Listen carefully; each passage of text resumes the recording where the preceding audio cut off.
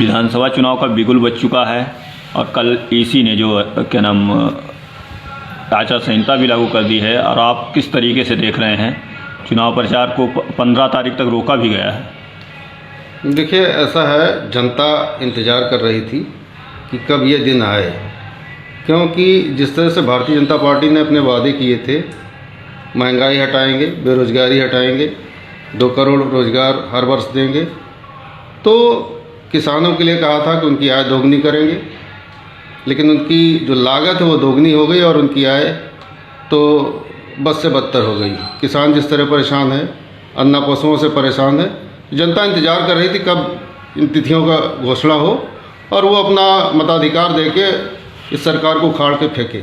हम सब इसका स्वागत करते हैं और जनता भारतीय जनता पार्टी को सबक सिखाने के लिए तैयार बैठी हुई है।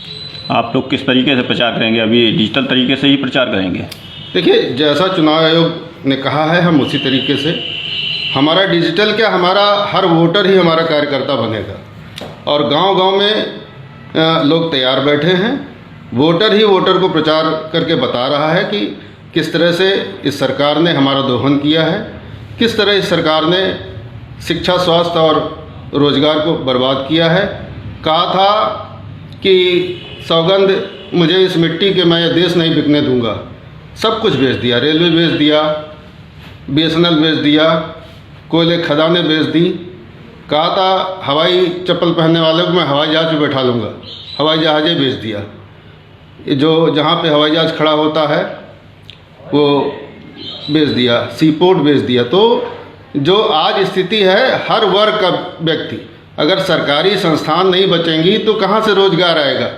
पहले एक ये था कि सरकारी अगर नौकर है, हर व्यक्ति चाहता है कि हमारी लड़की की शादी सरकारी नौकर से हो, लेकिन जो सरकारी संस्थान नहीं बचेंगे, सरकारी नौकरियां कहाँ बचेंगी। सरकारी नौकरियां नहीं बचेंगी तो पिछड़े दलितों का जो आरक्षण था वो कहाँ से बचेगा। तो सबसे बड़ा पिछड़े दलितों के साथ इन्होंने कुठाराघात किया है। आपने देखा 69,000 भर्तियों में किस तरह जो है युवक धरने पर धरना दे रहे हैं और सरकार सुन नहीं रही है। किसानों को जिस तरह से उन्होंने परेशान किया, किसान करीब करीब 1 वर्ष जो है बॉर्डर पर बैठा रहा और जब चुनाव की बेली आई तब उन्होंने अपने जो कानून थे, काले कानून, उनको वापस लिया। तो हर वर्ग परेशान है और वो इनको सबक सिखाने के लिए तैयार बैठा हुआ है।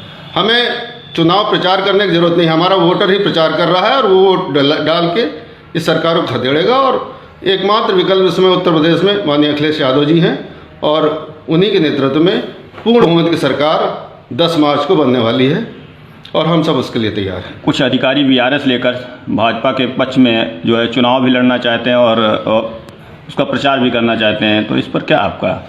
देखिए, जो तंत्र चल रहा था भारतीय जनता पार्टी के, जिस तरह से उन्होंने सरकारी तंत्र को अपना प्रचार तंत्र बना रखा था, निश्चित ही उनकी पहले सांठगांठ हुई होगी और इसीलिए वो अधिकारी आज चुनाव के समय नौकरी छोड़ के उनके साथ आएंगे ही आएंगे, क्योंकि ये गठजोड़ रहा है। जनता भी इस बात को समझ रही है।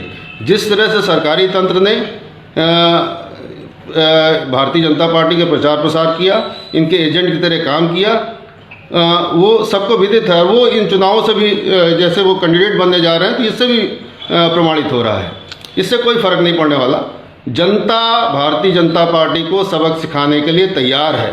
जनता को पता है कोरोना काल में मजदूरों को क्या हाल हुआ, कैसे मजदूर हज़ारों किलोमीटर पैदल चले। आज इनके पास गाड़ियों की कमी नहीं है। जब ये रैली कर रहे थे तो हज़ारों बसें लगा के, सरकारी बसें ले जाके भीड़ इकट्ठा की गई, लेकिन जब मजदूर परेशान था, पलायन कर रहा था, तब उसके लिए उन्हें गाड़ी नहीं इनको मिली। कोरोना काल में किस तरह से लोग दवाई के लिए, अस्पताल के लिए, बेड के लिए, ऑक्सीजन के लिए तड़पते रहे, तब ये कहीं नहीं दिखाई पड़े। तो जनता ने मन बना लिया है कि ये सरकार केवल पूंजीपतियों की सरकार है। ये आम जन से इनका कोई लेना देना नहीं, कोई सरोकार नहीं, और इसलिए जनता इनको हटाने के लिए तैयार बैठी है। माननीय अखिलेश यादव जी को 10 मार्च को पुनः मुख्यमंत्री बनाने के लिए तैयार। अभी एक सोशल मीडिया पे ये वीडियो वायरल हो रहा है नशे वाला, शराब वाला, तो उसमें ये कहा जाता है कि पुलिस उनके घर में नहीं जाएगी। आपका क्या कहना है? ये देखिए, पुराना हमारे हरदोई के जो नेताजी हैं उनका पुराना रहा है रवैया। उन्होंने हमेशा गरीबों को, मजलूमों को शराब के माध्यम से ही बरगला के और उनसे वोट लेने का प्रयास किया है। लेकिन मुझे लग रहा अब स्थितियां बदल गई हैं।